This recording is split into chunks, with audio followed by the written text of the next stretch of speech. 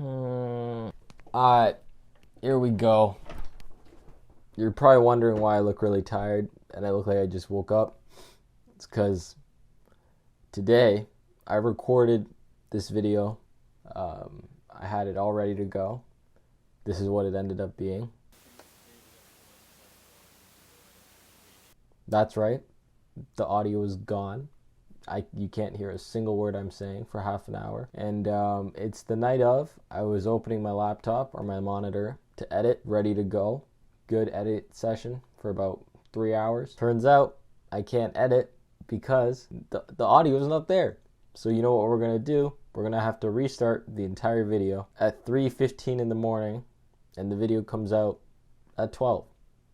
So if you're here watching the video when it came out, just know you're watching this. You're watching a video that was shot 9 hours before it was released, which is something I never do because I usually get the recording done at least a day earlier, if not like 24 hours earlier. I'm obviously tired as fuck because it's 3:15 in the morning, but I promised I wouldn't slack, so here we go. Let's break it down. You guys came here to see tips that I wish... That's not right. You guys came here to see things that I wish I knew before coming into high school. Totally original concept, not a vlog for once. Anderson, you're going to university, not high school. Things I wish I knew before... Yeah, I'm so tired. I'm so tired. Things I wish I knew before university. You guys came here to... That's what you clicked on this video for. I'm rambling for too long. Once again, there are probably people that have done this that are more reliable. I am a first year, 4 months in. Just wrapping up my first term. Probably not the most reliable person to watch for this, but I do feel like it is important to see different perspectives from a third year. It has been 3 years since they transitioned from high school to university, so I feel like my insight will be the freshest for people who are about to graduate.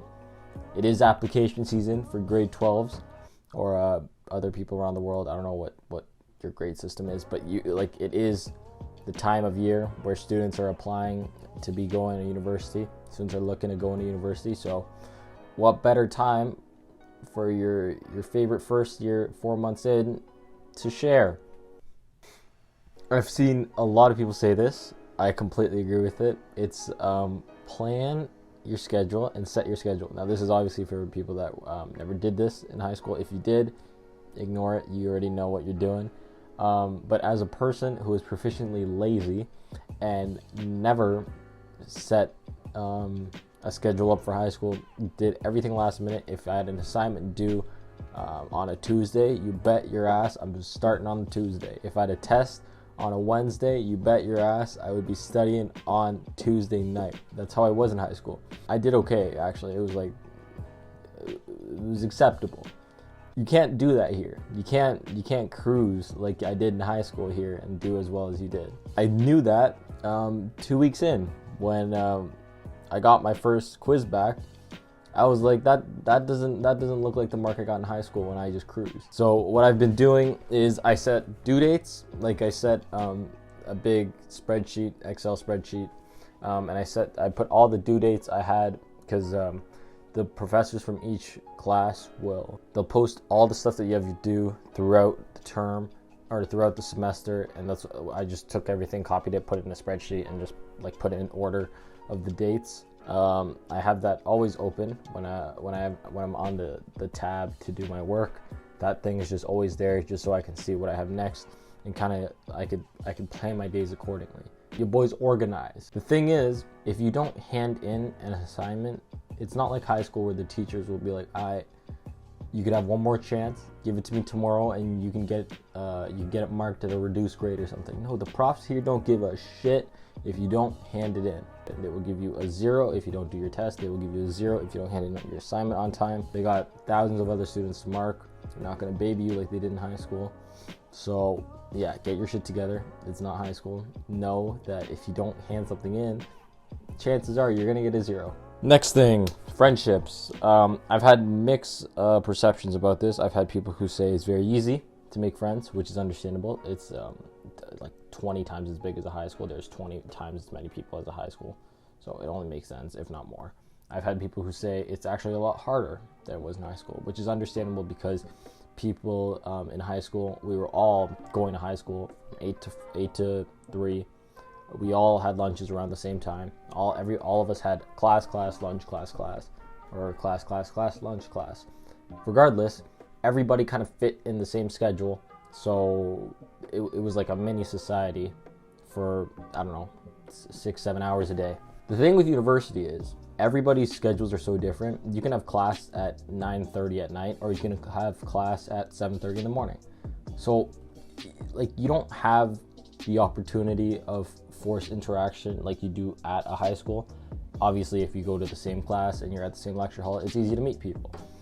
But with me, especially since all my classes this semester were online, I didn't really, like for the first few weeks, I didn't really meet anybody at Waterloo through like my classes. Obviously, you guys know if you had online classes before how hard it is to make friends from like Zoom or like any type of like online class meeting. The way I've met people is I see a lot of people like going out of their way and trying to like force themselves to just talk to random strangers and like, hey, like, do you want to be friends? Hey, do you want to be friends? I kind of just did my own shit and met people through that. So if I was going to the gym, I was going alone, I would see someone there. We'd have an interaction, we'd exchange socials, and that's how I would meet people. But it was just because I focused on what I was doing. And it just so happens that there were other people there, and we started a conversation, and bam.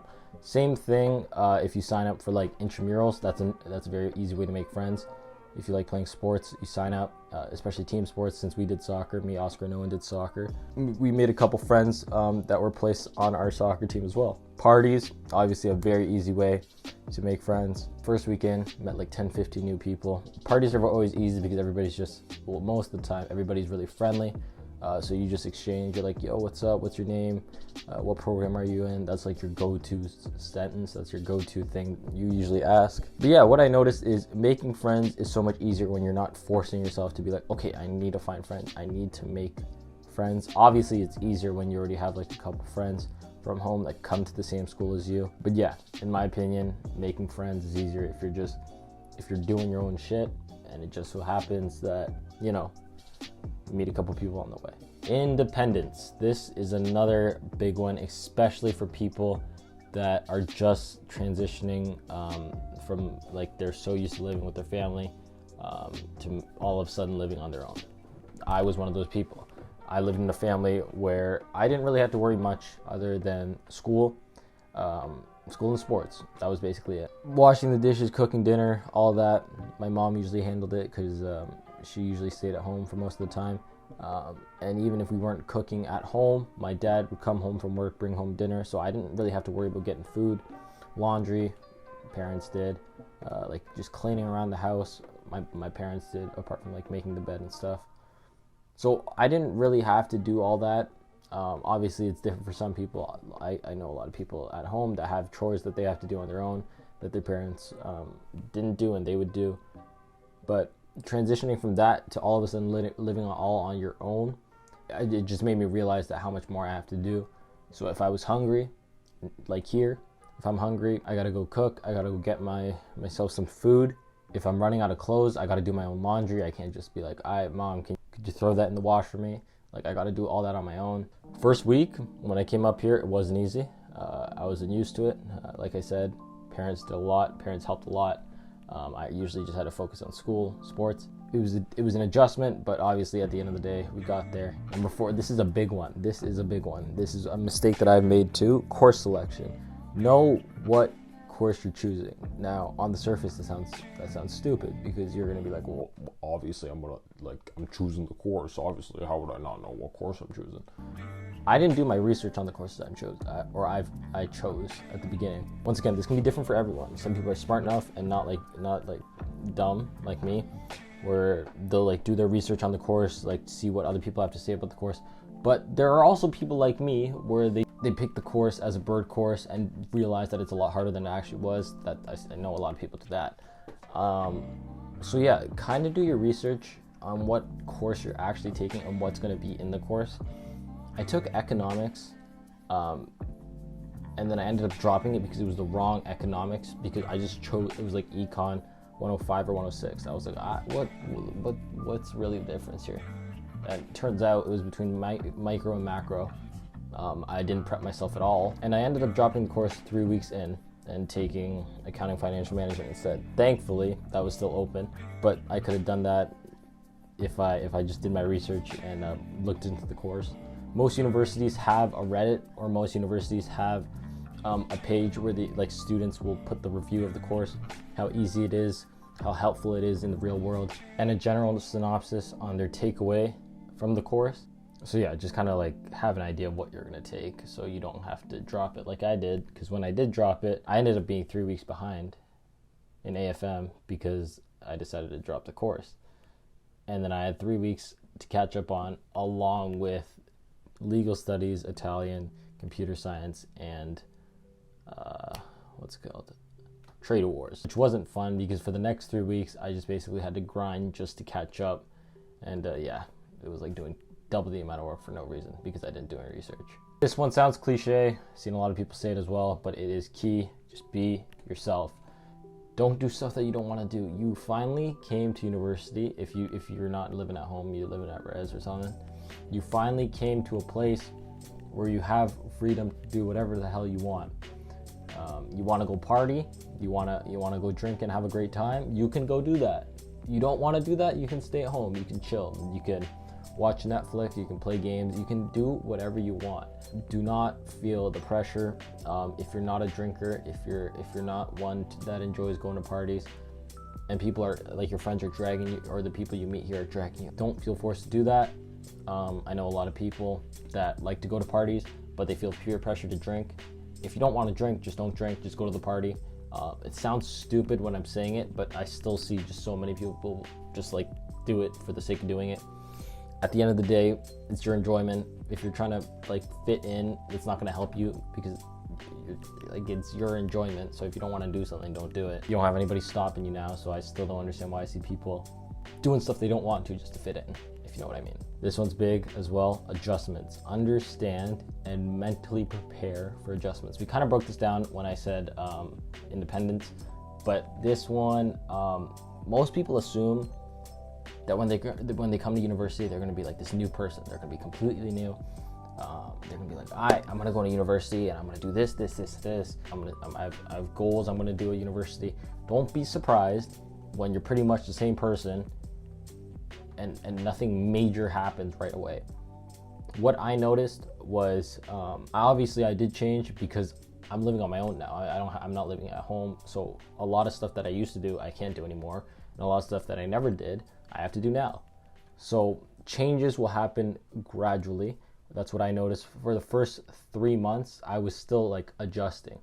There was stuff that I would do that was like, oh yeah, I could do this so it's faster, or I could do this so it's more convenient. I realized that living on my own throughout the 4 months I've been here, every so often I develop a new habit, or I do things a certain way that I didn't used to do because I was at home. But yeah, you got to understand, when you come here, changes will happen gradually, and if they don't happen right away, you don't have to freak out.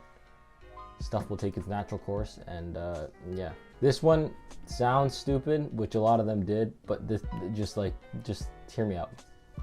Understand where you are applying. Now, obviously, when I say that, I don't mean like understand the university you're going to. Like, obviously you will, but kind of understand the area that you're going to.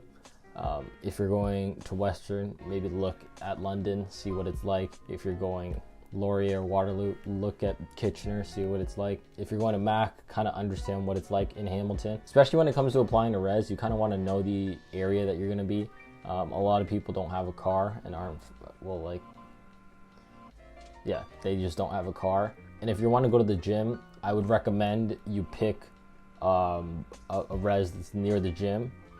Or if you're one that like has, if you're one that takes, I don't know, life sci, kind of find out where your lecture halls are, and maybe living, like having having a res or a dorm that's closer to your classes will probably make it more convenient. just get an understanding of like where the area is that you're living. I made the mistake of applying to my res late. I am so thankful I have a car, because if I didn't, I probably would never hit the gym.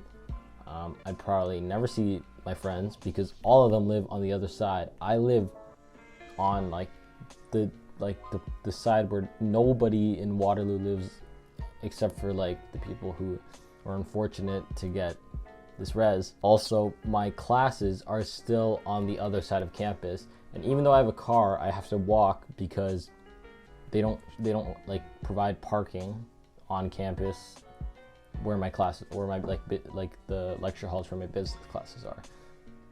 So yeah, just don't be like me. Don't be an idiot. Do your research before. And yeah, this just shows that I was a really clumsy applicant when it comes to university. This one is well, yeah, I don't know if you can hear my roommate, but this one is about having a roommate. Communicate with your roommate. If you have a roommate, make sure you communicate with him, so you guys just it just makes it so much easier. It makes the living situation so much easier when you communicate with your roommate. I remember my roommate and I, before we even came here, we didn't really communicate. But yeah, at the beginning we didn't communicate. We both, there was like, our place had a shower curtain, or did not have a shower curtain. My roommate kindly brought a shower curtain, but I didn't talk to him, so I brought a shower curtain too. I went out of my way to buy a shower curtain. It turns out that he already had one, set it up, because he came before I did. So like, had I just texted him or said something, I wouldn't have to go out of my way to buy a shower curtain. Just take my word for it. Talking to one another makes it so much easier. And going back to the topic of friends, having a roommate is also a very easy way to make a quick friend when you're all alone in this place. I'm really tired. That sentence made no sense. But yeah, those are my tips. I'm gonna go to bed. No, I'm not, because I have to edit this video still. Your boy slugged through this. I apologize. This was so much better in the first take. But if you stuck around and you're still watching now, then clearly it wasn't as bad as I thought it was. But yeah, thank you guys for watching. If you guys did enjoy today's video, leave a like, a sub. I know a lot of new viewers are here because the past few days I gained like 200 subscribers out of the blue, because I posted a clip on TikTok, went viral, so a lot of new people. They're probably not watching this video, but if you are, nice to meet you. I'm Anderson. Thank you for watching, and yeah, I'll see you guys soon. If you are new, like, sub, and I'll see you guys soon. Peace.